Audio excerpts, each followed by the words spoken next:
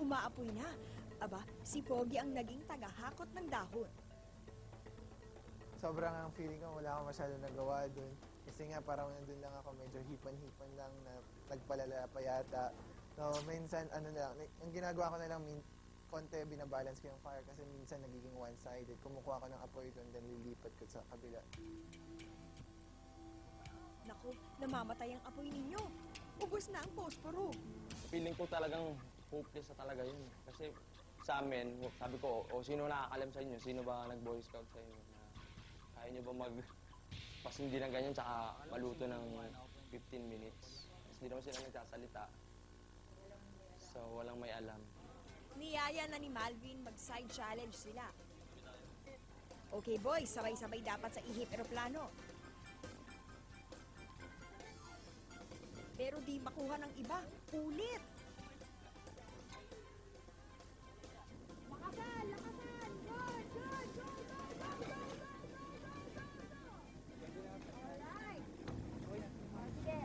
You earned 1 box of 5 palitos of chocolate. Wala pa kayong nabubuo. Something must be wrong. Dapat siguro, mag-usap muna kayo at mag-isip. Kasi kung hindi, wala talaga kayong mabubuo kung paulit-ulit ang ginagawa niyo. 2 more minutes. Mukhang imposible na yata ito. Huwag yung muna takpan.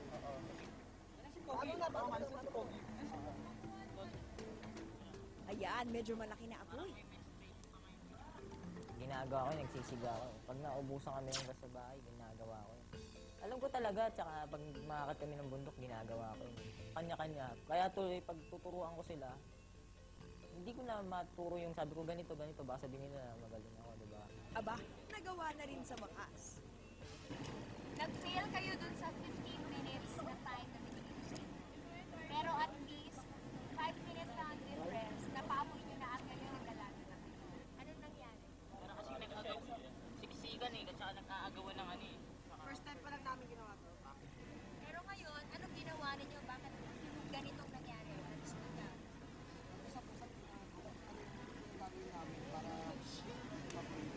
Nagkanya-kanya sila eh. Yung nakabuo na sila, hindi naman nila binigyan ng hangin yung apoy. Umpisa pa lang hindi sila nagkaroon ng game plan eh. So hindi sila nag-usap-usap kung ito dapat ganito yung gawin mo. Pogi. Kasi kanina talagang siya yung gumagalaw. Tapos yung idea ng bato talagang siya na alam niya na. Yung nga lang hindi talaga sila ba? Wala, hindi sila united. Sila united. Okay din na medyo may leader type si Mark yung lumbas na leader type din sa challenge na yun kasi siya yung talagang sa kanyang idea yung nag-work. Tapos si Pogi parang laki din tinulong kasi naghanap siya ng mga pwede naming yung parang pwede mag-start ng fire. Malungkot kami syempre dahil ayun lang yung test na hindi namin nagawa. Lahat kinaya namin, kahit pagbaba ng building, kinaya namin. Dapat bago mo gumawa ng isang bagay, pag-isipan mo ng ayos. Tsaka dapat huwag kang basta-basta. Think first before you do something. Kung todo forma mga boys, saan kaya ang lakad nila? Clue, tiyak masa starstruck sila. Susunod!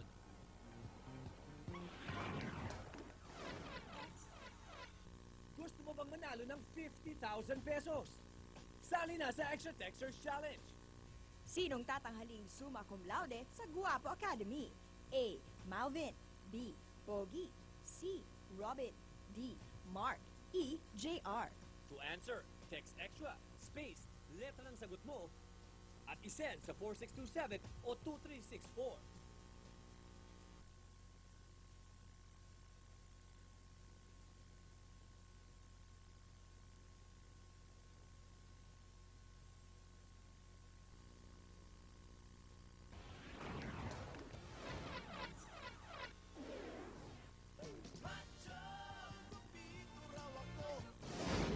Importante na tamang forma ng mga gwapo sa hinanda namin espesyal na date sa kanila. Kasama si Mr. Fashion, naghanap sila ng mga tamang outfit sa hip stop.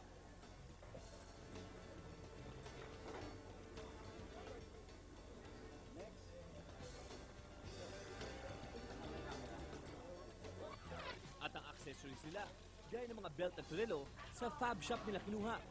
Tiyak na pormadong-pormado mamaya mga gwapo.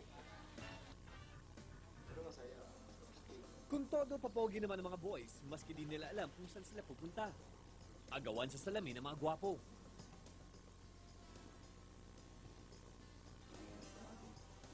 Long sleeves, slim na maong pants at black leather shoes ang forma ng mga boys. Di masyadong casual, di masyadong formal. Tamang-tama lang. Okay, boy band! Ready na kayo for the next challenge? Ready na! Walang energy. Ready na kayo for the next challenge? Ready na! Let's go!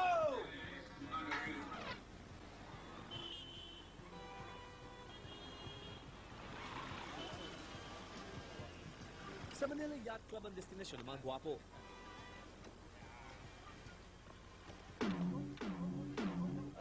Sinong magsasabing ako'y masaya na walang problema nadarama sa bawat hakbang ng aking daan. Laging mayroong nobya, laging may problema. Macho!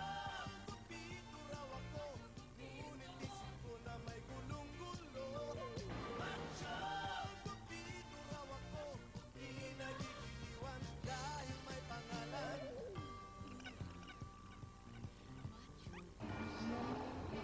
Buti na lang at ayos na ayos sila.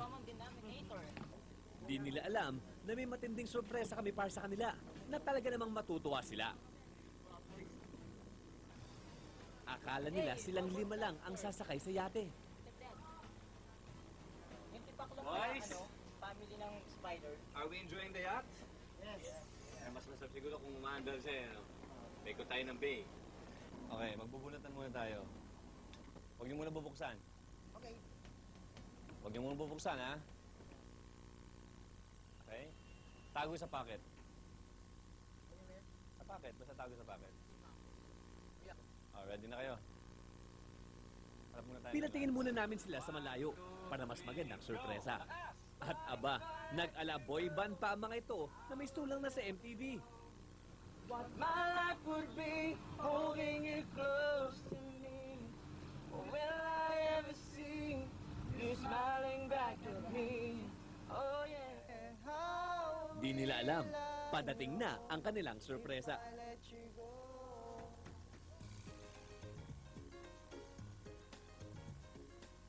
Papel na nasa pocket ninyo. Sino kaya magiging date nila? And Boys, go. excited ba kayo o kabado?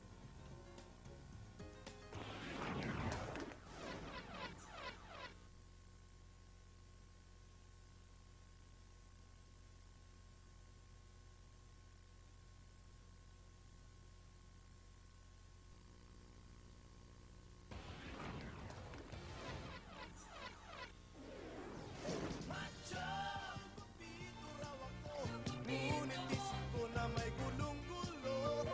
Macho! Kupito raw. Lalabas natin ang papel na nasa pocket ninyo at babasahin nyo. And go! Nandito na ang kanilang mga date. Boys, kabado ba kayo o excited? Date 1 is Ira. Ira? Bagong singer ng SOP na si Ira ang nabunot ni Malvin. Okay. Angel? This is Pogi. Si Angel naman ang kay Pogi. Aba, magkapit-bahay pa palang dalawa. Palit pa lang kami, magkakalaro na kami. Nabigla ako, hindi ako bad trip. Natuwa ako dahil sa ganung pagkakataon, nagkita kami. Masaya ako, syempre, dahil crush nila eh. Tsaka iba dating ka eh. Oh, Mark, huwag ka nang kakaba-kaba dyan. Sina? Dahil si Bettina naman ang kadate mo. Margaret? Si Margaret naman ang kay Robin. This is Robin. Ang last but not the least, para kay JR, si Valerie. Boys, ito na yung matatawag ninyong dream date.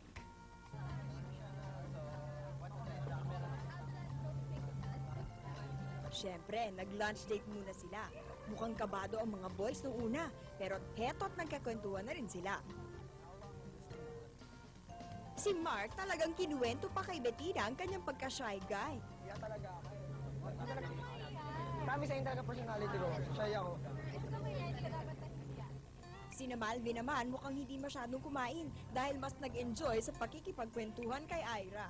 Hindi lang talaga kumain kasi wala talaga akong gana kasi mas gusto ko siyang kausap kaysa kumain. Aba, si Robin, kung nung una ay walang alam sa pakikipag-date, mukhang ngayon naman ay sanay na sa pakikipag-usap kay Margaret.